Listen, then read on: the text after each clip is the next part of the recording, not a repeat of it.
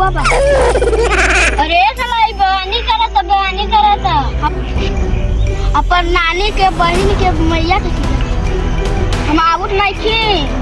out बा हम नहीं खी आउट बा हम नहीं खी आउट बा हम नहीं खी आउट बा अपने में का लड़ता वो लोग तीनों आवत चलो उनमें से लड़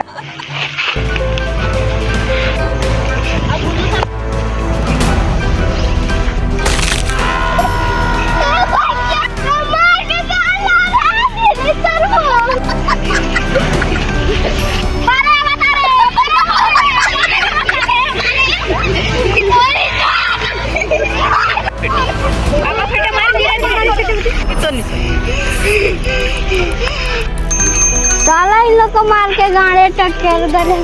अब तो कभी ना आई लड़े